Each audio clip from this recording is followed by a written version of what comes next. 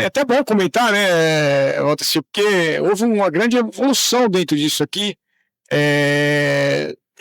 do nosso guideline principal, que é o TC3.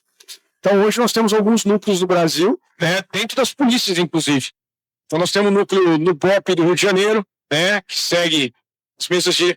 Que muitas pessoas, quando fala de TC3, né, falam, o TC3 é para Forças Armadas, é para militar. Mas as nossas ocorrências aqui no Brasil, elas são bem diferentes das outras polícias aí do mundo todo. Até do americano, né? Se você for ver o Rio de Janeiro, por exemplo, Rio de Janeiro, meu, só 762 para cima. É complicado. Então, assim, tudo automática. Ele se encaixa bem para nossa realidade aqui também. Então, hoje lá no BOP do Rio de Janeiro, nós temos um núcleo, o corte da Polícia Federal, o Exército tem um núcleo lá dentro, né? Então, hoje as polícias, inclusive, têm os seus núcleos e estão começando a replicar esse modelo de ensino, né? Que começou lá com o Coronel Fábio lá atrás, né? Que trouxe para cá. Aí passou pra gente. Ele também coordenou a Força Nacional, né? Apoiou também, né? Mas ele foi realmente os precursores desse principal guideline que serve de modelo para... Se você falar de APH tático, alguém precisou usar o TC3, né? O Tático Combate Causa para fazer o APH tático dele lá, ou as adaptações que seja, ou trazer para entender na realidade, mas ele utilizou esse guideline como, vamos colocar assim, um guideline mãe.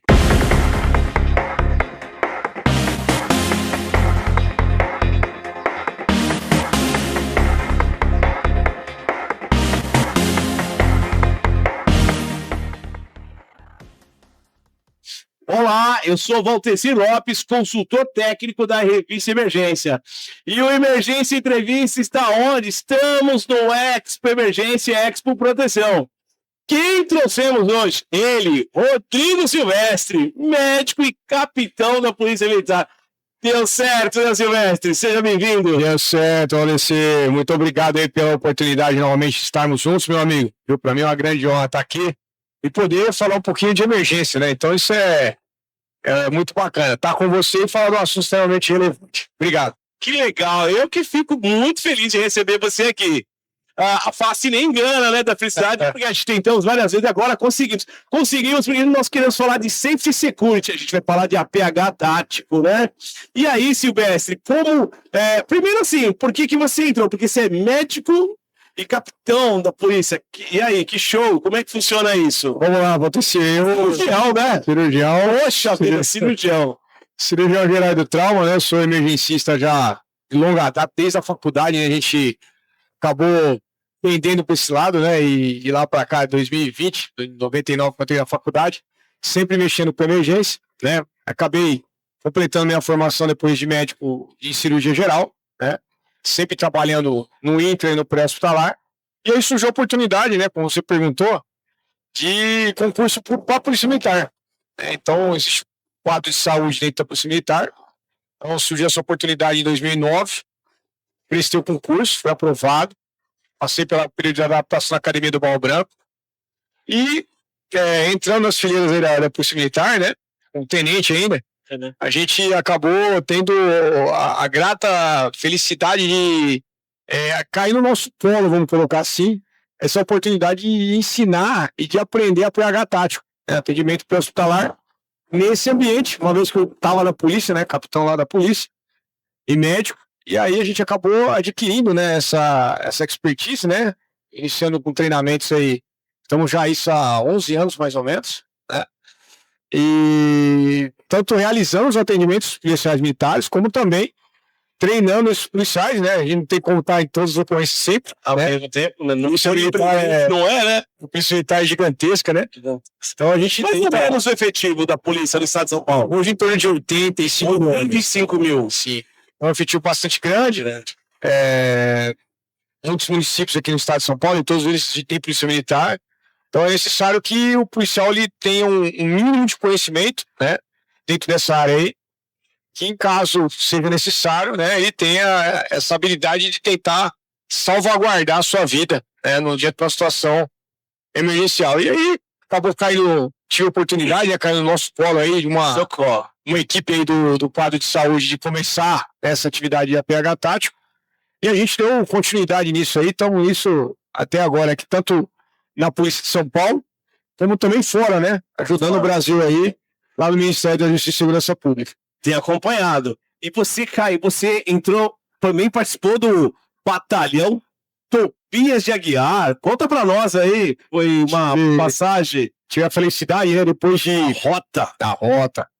Tive a felicidade depois de entrar na polícia, ter a oportunidade de começar a fazer cursos da área de APH tático. Também tive a oportunidade de fazer cursos nas áreas operacionais. Então, realizei o curso de operações especiais aqui na Polícia de São Paulo, né? E logo em seguida surgiu a oportunidade de eu ser transferido, né?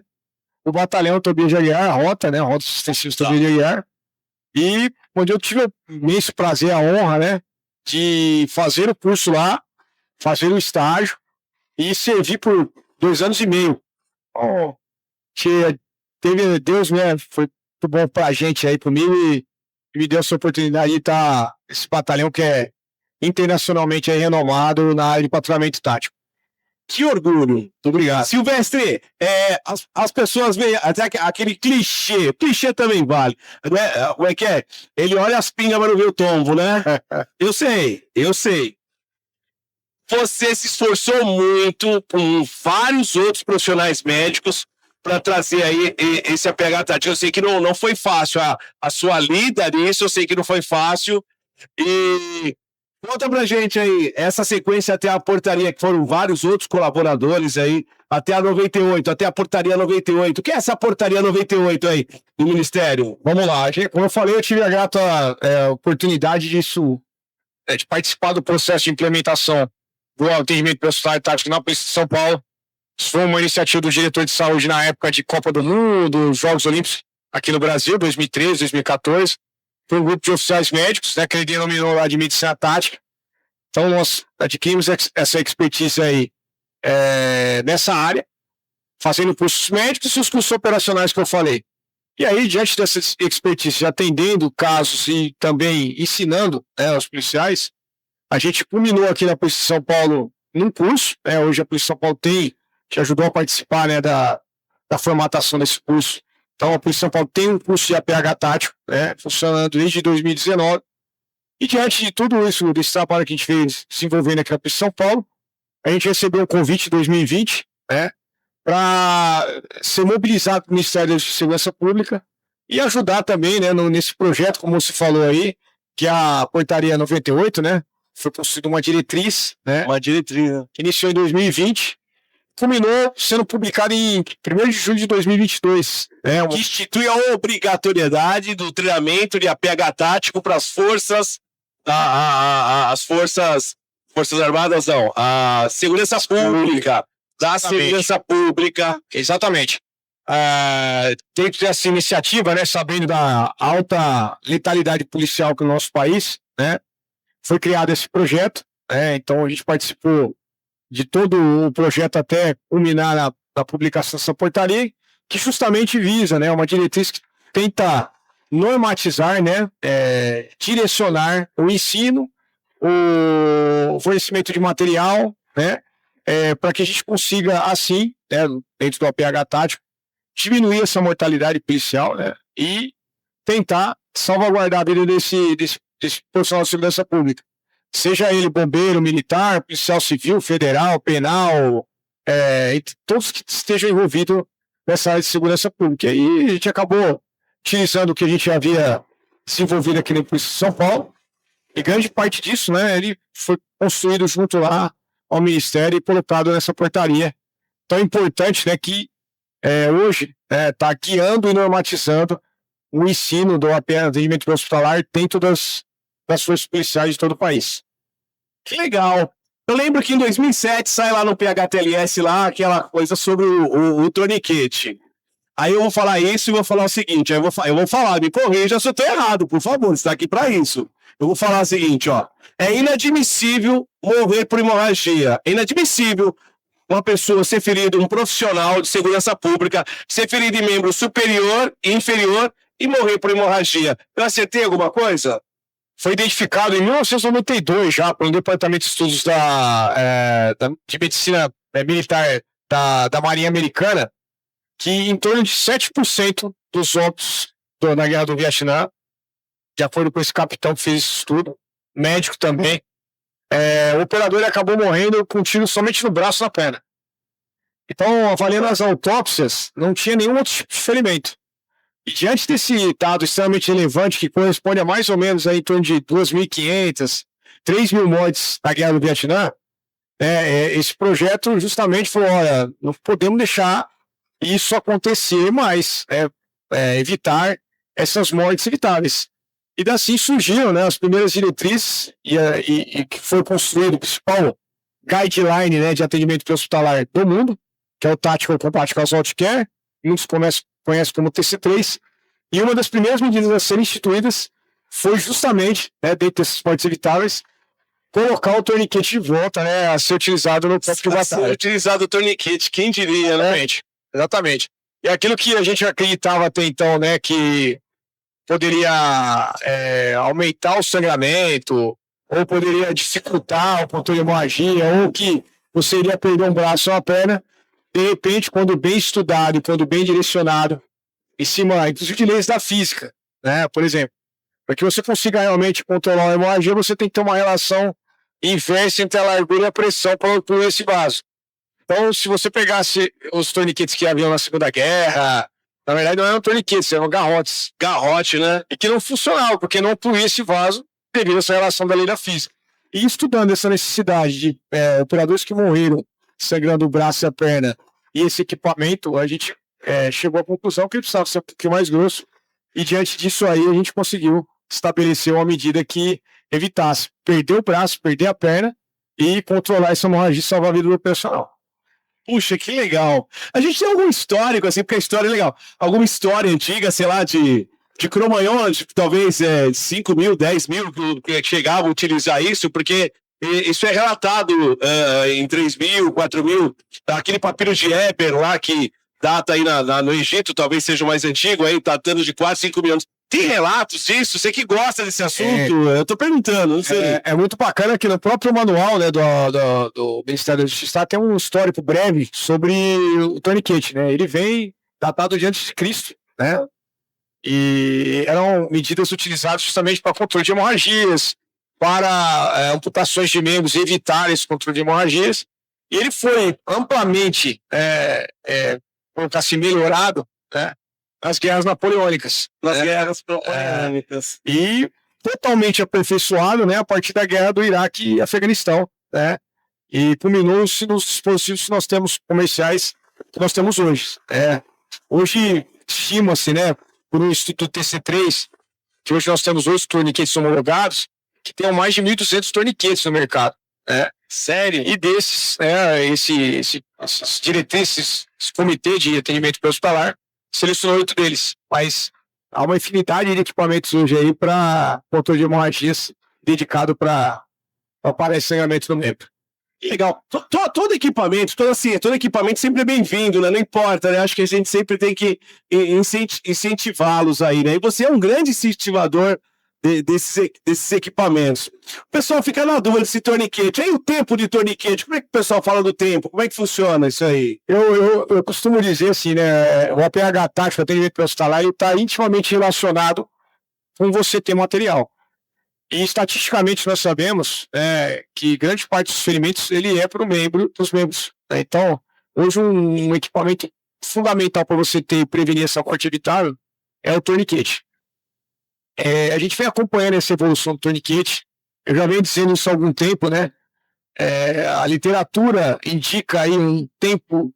Isso é uma confusão muito grande, viu, Walter? Tá? Imagina, eu assisti um post seu, você falando isso aí. É uma confusão muito grande. As pessoas acreditam que usar o torniquete por 2 horas não tem complicações nem alguma sobre isso. Mas, na verdade, né? Quando a literatura fala sobre complicações, ele fala sobre complicações maiores, como perder um braço ou uma perna. Mas hoje nós sabemos, né, estão acompanhando os estudos, há um aumento crescente do uso desse equipamento aí, tanto no APH operacional quanto no civil, e a gente está percebendo que há complicações menores, né, que podem ser tratadas, mas que qualquer suportista não deseja. Então, eu tenho uma frase, né, hoje, apesar da literatura dizer que o tempo é de segurança em torno de 2 horas, para essas complicações menores, né, eu tenho uma frase que eu sempre falo: o torniquete ele veio para ficar, é um equipamento ótimo e fundamental no APH tático, mas ele veio para ficar o menor tempo possível na vítima. O menor tempo possível, gente. A frase é nova, então. Assim, Então, ele tem que ficar o menor tempo possível na vítima. assim que você puder controlar a hemorragia, controlar o cenário e puder pensar em retirar esse equipamento, é melhor para essa vítima, porque evita, inclusive, complicações. Poxa, você não entra em conflito, Rodrigo, porque você é cirurgião. Pô, você tá lá, o cara entrou. Como é que fica aí os dois? Eu queria falar com os dois aí, né?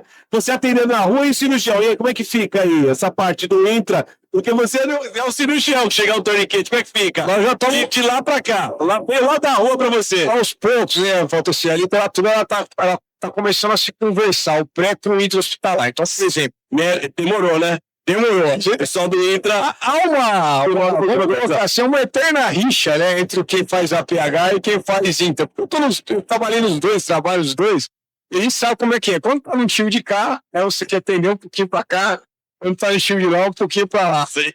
Mas hoje o interessante é que os protocolos, né, os guidelines, eles estão se conversando. Então, hoje, PHTLS muito bem estabelecido já oriundo da medicina militar, né, torniquete, enfim. E o ATLS, por exemplo, que é o guideline mais utilizado no atendimento intra-hospitalar, ele também está falando a mesma língua. Então lá também já está muito bem estabelecido o torniquete, né? Houve a atualização recente agora da 10ª edição. Então lá está muito bem estabelecido, muito bem consagrado o torniquete lá. Agora é questão mesmo de as pessoas começarem a receber essa informação, começarem a se atualizar e estar preparado para receber esse equipamento. E pensando nessa frase que eu te falei, ele veio para ajudar, para salvar vidas e para ficar também o menor tempo possível nessa vítima. Puxa, por coincidência, nós temos um artigo junto. Eu, você, tem mais. O Valdemir, tem mais outros autores ali. A gente vai revisar esse artigo para alinhar nisso aí. Vamos lá? Com toda certeza, vamos embora. Vamos alinhar esse artigo. A medicina, né, Valteci, é muito dinâmica. Então, muitas das coisas que a gente fala, sei lá. Ciência da verdade transitória, né? Rapaz, aconteceu um curso, durante o curso eu falar uma coisa e de repente surgiu uma diretriz nova. No final da tarde você muda. Com evidências novas, eu vou ter que chegar e falar, vou ter que mudar o que eu falei ontem, porque agora surgiram evidências novas. Então, se você for olhar o nosso artigo lá, ele está de encontro com o que eu estou falando. Sim. E vai precisar reforçar um pouquinho mais essa necessidade de buscar ficar o menor tempo possível com esse equipamento nessa vítima aí. Em 2013 teve o consenso de Redford, lá naquele hospital, não sei se foi no hospital de Redford, em Connecticut, lá parece. Isso, após vários atentados terroristas nos Estados Unidos, né, de agressores ativos, antigamente chamados de atiradores ativos, falar agressor, né? Hoje é agressor, né? Porque pode vir tanto com faca quanto com arma, pedaço de pau, qualquer coisa. Então hoje os agressores ativos, diante dessa grande quantidade de mortes, né, que vinham acontecendo, e de mortes evitáveis, pessoas sangrando o braço, a perna, esse consenso, né, chegou-se à conclusão que poderiam pegar técnicas que eram usadas no APH tático, no TC3, inclusive, de controle de hemorragias, como o torniquete, por exemplo, e poderia trazer, vamos colocar assim, nesse ambiente civil, mas num contexto tático, para controlar essas hemorragias e evitar essas mortes evitáveis. E aí, logo em seguida, né, logo depois disso, surgiu, né, o famoso Stop the Bleed, né, com todas essas técnicas oriundas já do APH tático. E uma coisa interessante que eu sempre falo nas instruções, a gente dá curso aí há 11 anos, né, desde 2014, tem um slide no TC3, que ele já falava em 2014 isso, né? A grande chance de tudo isso que nós estamos ensinando, essa grande possibilidade, torniquete, gás hemostático, preenchimento, disso estar presente na vida civil, né? E hoje, se você pegar as novas técnicas, os novos consensos de atendimento na vida civil, é exatamente tudo que a gente já utilizava na vida militar, e foi até uma previsão aí, né, de quem colocou nesse slide aí, que realmente essas técnicas viriam para nosso ambiente civil, inclusive. Então hoje, o APH tático civil, nas técnicas, né, eles conversam e utilizam as mesmas técnicas aí. Puxa, você falou de agressor ativo, mas mudando de assunto, você foi chamado numa escola para ser puxado a orelha. A professora queria saber o que é aquele equipamento que você deixou na bolsa do seu filho. Conta essa história aí. Eu tenho um moleque, né? Eu tenho 2 filhos, um menino, Isaac, 8 anos, a Maia, 4 aninhos. A Maia tá começando agora, mas o meu filho já desde os 5 aninhos, 4, 5 aninhos, ele anda comigo frequentemente nas instruções. E ele olhando, né, a gente dando instrução, explicando, torniquete, preenchimento, gase, né? Enfim, ele começou a se interessar. A gente foi ensinando ele, né? E hoje ele tem o equipamento dele lá na mochila e tudo mais. A mochilinha dele. Põe lá na mochila e tudo mais. E aí, né? Escola, equipamento, e professor vê, né? Aí acaba perguntando, o que é isso aqui, velho? É isso, torniquete, né? Aí ele vai explicar. E aí até acharam bacana, né? Acharam bacana, legal e tal.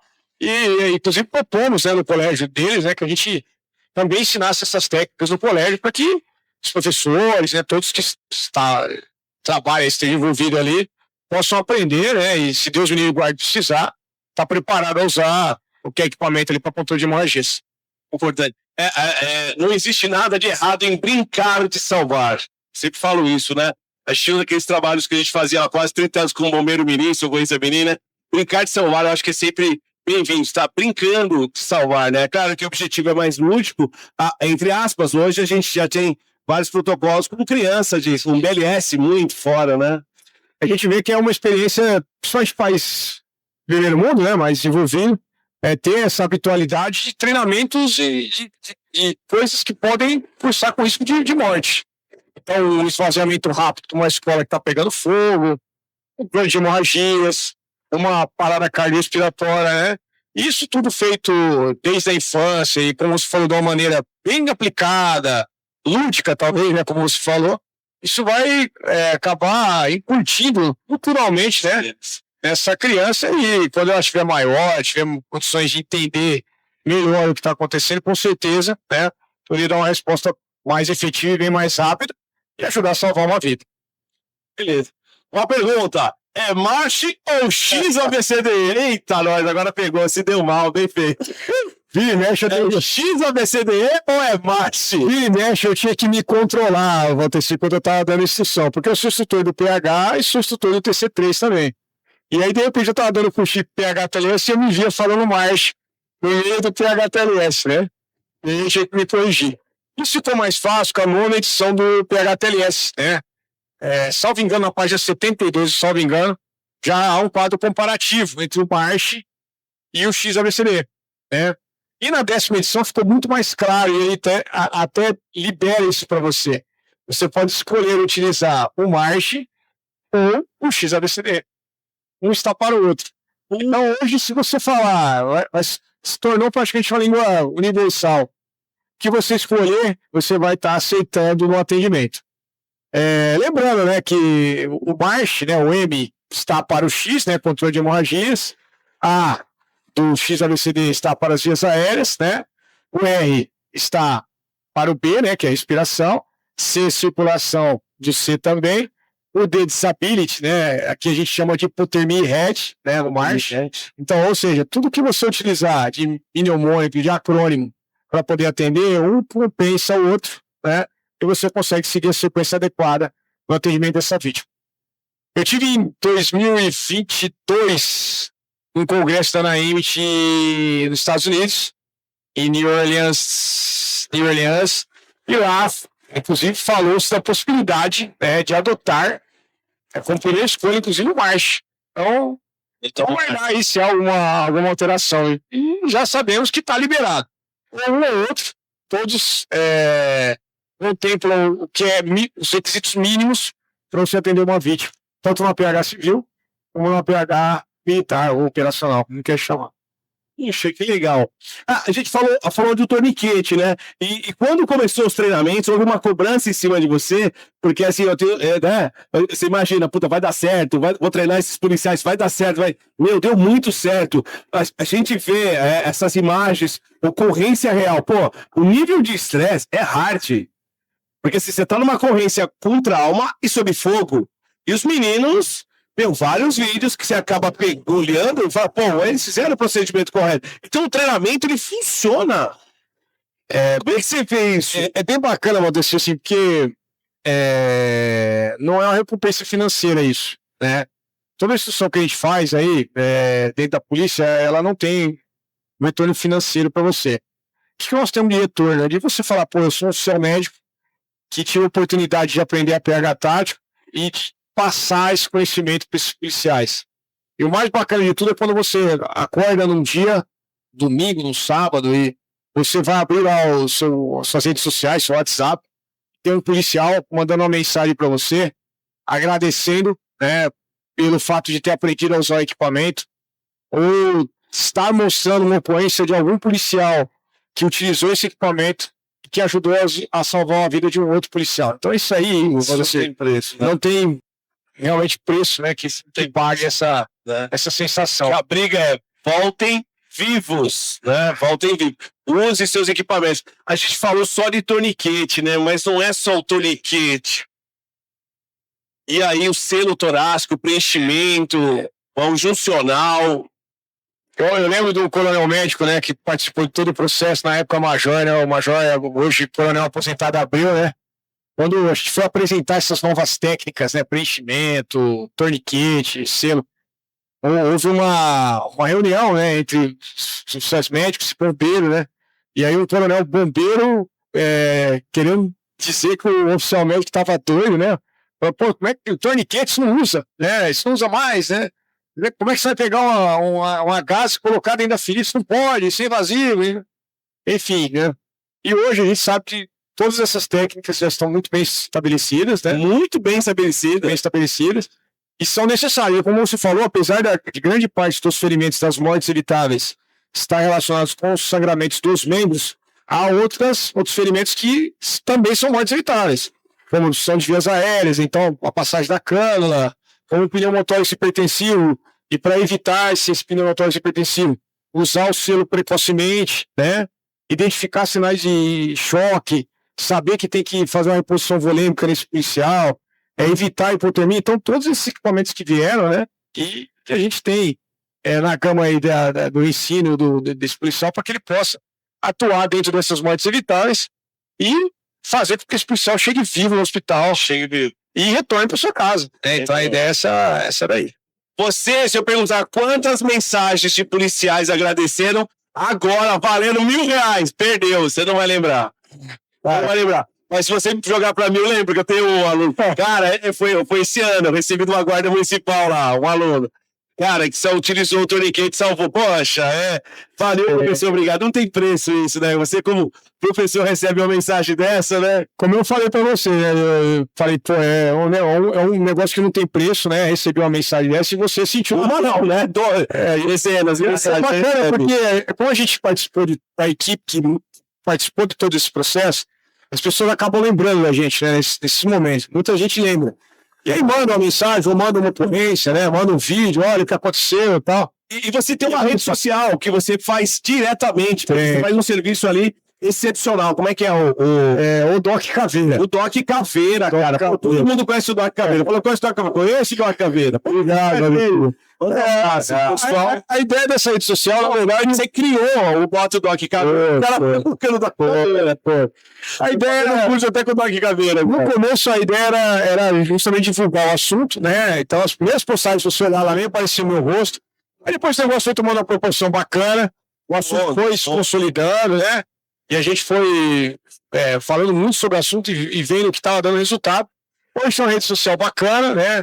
Hoje a gente traz muitas dessas informações que nós estamos conversando agora, né? Para tentar divulgar o assunto e mostrar a verdade dos equipamentos, dos procedimentos que salvam a vida, que é importante o policial aprender e que qualquer pessoa que tenha esse tipo de conhecimento pode atuar naquele momento ali e fazer a diferença na vida de uma pessoa. Então, a gente usa bastante isso, as redes sociais, né? Ajuda. E o que você falou, as indústrias hoje estão comprando. Tem hoje uma mineradora que estava aqui, ela colocou para todos os carros, mais de 30 carros tem kit de torniquete. O cara colocou. Então hoje os kits vão para várias pessoas, né? Hoje é aquilo que a gente comentou, né? Hoje as informações, elas não param, né? Está acessível a todos. Então todos entenderam que se tiver esse nível educacional, se tiver o equipamento, se tiver o treinamento, você pode fazer a diferença na vida de qualquer pessoa. Então, não é um negócio restrito ao policial ou ao profissional da área de saúde, mas a todos, porque às vezes o primeiro respondente, né? A primeira pessoa que vai fazer o curativo é a pessoa que está do seu lado, e não necessariamente tem que ser médico. E às vezes, principalmente com sangramento maciço, sangramento importante, não dá tempo de ficar esperando alguém da área de saúde vir te atender. Então você mesmo tem que atuar. Então a importância de ter o conhecimento desses equipamentos, as indústrias, enfim, e evitar essas mortes evitáveis, né? Nós temos um amigo em comum lá na Paraíba. Como é que é o Coronel Fábio, grande Fábio. Falar em APH tático, Paraíba já vem na cabeça do Coronel Fábio. É ele que me estimulou com essas atividades aí, lá em... Coronel Fábio, na verdade, o primeiro curso de APH tático que eu fiz aqui no Brasil, curso de APH mesmo, né? Foi o Coronel Fábio que foi. Ele ajudou a trazer para cá, né? Ele foi um dos responsáveis em implementar o TC3 aqui no Brasil, né? Ele já era instrutor lá forte, tinha feito curso fora no Equador. E a primeira pessoa foi para Israel e depois certificou aqui no Equador, junto com a doutora Júlia também. A doutora Júlia, nós temos capítulo. Fala aí, nós temos tem um capítulo de afogamento com o doutor Davi. Grande, a gente fala de afogamento, o Papa do afogamento, o grande mestre, doutor Davi. O Davi Spillman, a gente tem um capítulo lá e você tem um capítulo de APH tático. De APH tático, tem no livro. Nós temos, e atualizou o livro agora, né? Segunda edição agora, né? APH e resgate. E lá a gente atualizou também os dados do APH, né? E a doutora Júlia e o Coronel Fábio foram os precursores, né, aqui no Brasil. Trouxeram para cá com os primeiros instrutores. E aí em 2019, mais ou menos, ele acabou meio que passando o bastão para mim, né? Não lembro. Ele entrou em uma outra... E passou mesmo. Ele falou, uma outra função, ele falou, Silvestre, assume aí e tal. E aí a gente pegou essa missão de 2019 para cá. E é até bom comentar, né, porque houve uma grande evolução dentro disso aqui, do nosso guideline principal, que é o TC3. Então, hoje nós temos alguns núcleos do Brasil, né, dentro das polícias, inclusive. Então, nós temos um núcleo no BOP do Rio de Janeiro, né, que segue as mesmas de... Que muitas pessoas, quando falam de TC3, né, falam, o TC3 é para Forças Armadas, é para militar. Mas as nossas ocorrências aqui no Brasil, elas são bem diferentes das outras polícias aí do mundo todo. Até do americano, né? Se você for ver o Rio de Janeiro, por exemplo. Rio de Janeiro, meu, só 762 para cima. É complicado. Então, assim.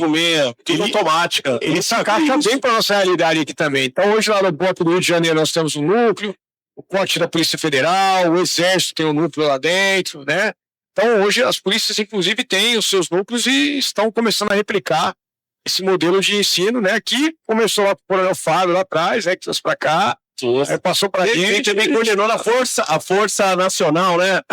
Eu também, né? Mas ele foi realmente os precursores desse principal guideline que serve de modelo para...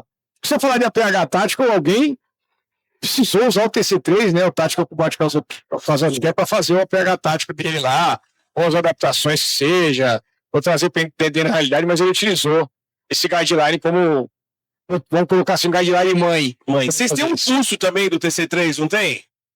A gente faz cursos praticamente mensalmente, né, Valteci? Amanhã mesmo eu estou num dos BAEPs aqui em São Paulo fazendo 5 dias de curso. A gente vai estar lá fazendo o curso de TC3 e basicamente os nossos cursos são institucionais, né? A gente coloca esse guideline dentro das unidades policiais para que eles aprendam a utilizar esse guideline e também se tornem multiplicadores dentro da sua unidade e repliquem esse conhecimento dentro do melhor nível de evidência de medicina possível, tentando salvar essas mortes evitáveis. Que show! Que show, cara, que papo gostoso, hein? Nossa, o tempo voa. E eu vou falar pra você o seguinte, deixa eu perguntar, e os perrengues que você já pegou? Um perrengue que você lembra, assim, perrengue tem um monte, né? Mas tem um que você lembra. Perrengue. Mas talvez o maior perrengue que eu tenha passado, né, é você ter que se auto-atender no primeiro momento, né? Então, infelizmente, eu já tive que passar por isso, né? E aí, outra, assim, Valteci, né? Eu lembro, você quase infartou a gente aqui. Deixar bem claro. Aí não sabia se podia ligar, para uma mensagem, né? Quando a gente passa a ser uma vítima, né? Eu tinha isso comigo, eu falo muito sobre isso, né? Bacana ter passado esse conhecimento e eu tento passar tudo que eu sei, eu vou ter o bacana do APH Tático é justamente isso. Quanto mais o seu parceiro, a pessoa que está do seu lado, souber, é melhor para você. Que é esse cara que vai te atender, né? Então, quando eu precisei, né, eu comecei a me atender e os que estavam comigo, os meus parceiros lá, eles acabaram de me ajudar a me atender, entendeu? E eu atendendo junto ali, né, fazendo conjuntamente ali, todos se atendendo, tentando fazer o melhor possível para todo mundo ali. Então, acho que talvez o maior perrengue que eu passei foi justamente esse, né? Quando a gente passa a ser vítima, tem que começar a se auto-atender ali e ver, né, os colegas ajudando e te atendendo também. Eu acho que perrengue maior que esse aí. A gente eu tenho um monte de coisa para te contar. Mas esse... São 15 anos, 15, 20 anos trabalhando com isso. Mas eu acho que esse não é legal, não. Quando a gente passa a ser vítima, é um negócio bem mais complicado do que você atender uma vítima. Então, acho que dos atendimentos mais complicados que eu passei foi quando eu passei a ser a vítima de verdade. Meu mestre, deixa eu perguntar pra você, ó. Olhando pra você, assim. Quem te inspirou?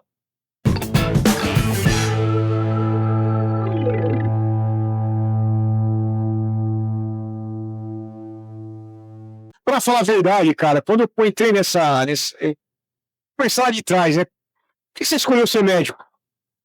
Eu não sei, não tem ninguém na família. Minha mãe falou, você sempre falou que você queria ser médico, desde criança, né? Então, isso talvez venha de uma coisa dentro de mim, né?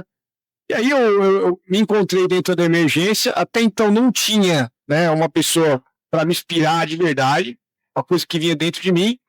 E aí eu comecei a me envolver com a PH Tática e hoje eu tenho um cara que eu admiro muito, né? E que, longe de ser, né, um Navy SEALs, pelo amor de Deus, né? Eu fiz um curso de operações especiais, extremamente difícil, mas não sou Navy SEALs. Mas depois descobrindo a história do TC3, né, quem realmente foi um dos cabeças e que idealizou, é justamente um cara que era um Navy SEALs. Ele era da Marinha, né, americana. Ele saiu da Marinha, fez medicina, voltou, construiu o guideline e espalhou isso pelas Forças Armadas inteiras dos Estados Unidos e depois para o mundo todo. E eu, sem saber bem ao certo, né, eu vendo o que estava acontecendo, né, poxa, eu sou médico, mas eu preciso aprender um pouco da parte operacional, preciso fazer curso, preciso entender como é que funciona. E de repente, depois de me tornar responsável pelo guideline aqui no país, eu fui ver a história dele e falei, caramba, meu, sério, esse cara aqui que eu queria, né, me inspirar, e hoje, né, um cara que eu admiro muito, que ele construiu isso aí tudo lá atrás, né, trouxe tudo aqui pra gente. Eu fui seguindo mais ou menos sem saber o que era, e hoje o Dr. Frank Butler, né, que é aposentado hoje, inclusive tive prazer de trocar e-mails com ele, conversar com ele recentemente, estou no mestrado, né, precisei conversar com ele, né, fazer alguns esclarecimentos, mesmo, prontamente me respondeu.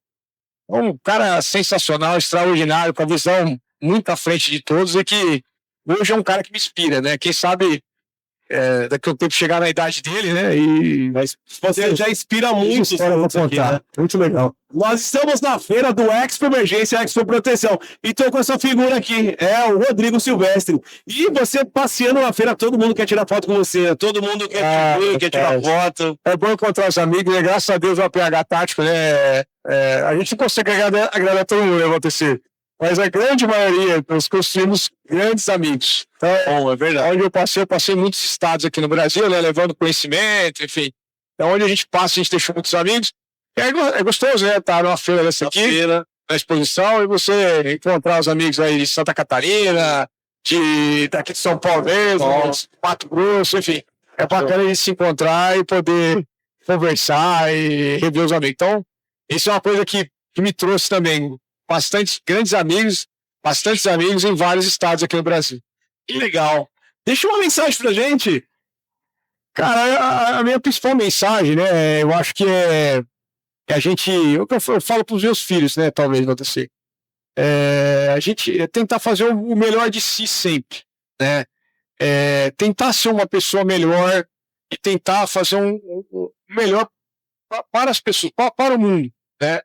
Então, hoje eu feliz, satisfeito com o que eu faço, né? Tento fazer da melhor maneira possível, né? E aquilo que eu te falei, qualquer pessoa que me procura, que me conhece, Pô, Silvio, eu preciso de um artigo, eu preciso de uma aula, eu preciso que você venha aqui me ensinar, eu quero treinar com você, então eu procuro sempre tentar fazer o meu melhor, né? E fazer o que eu posso para salvar uma vida. Então, basicamente, a minha mensagem aqui é ter resiliência, tentar dar o melhor de si e poder ajudar as pessoas e ter um mundo melhor para todos. Obrigado. Obrigado, Rodrigo Silvestre. O Emergência Entrevista conversou com essa figura maravilhosa. E o Emergência Entrevista fica aqui no Expo Emergência Expo Proteção. Um abraço a todos.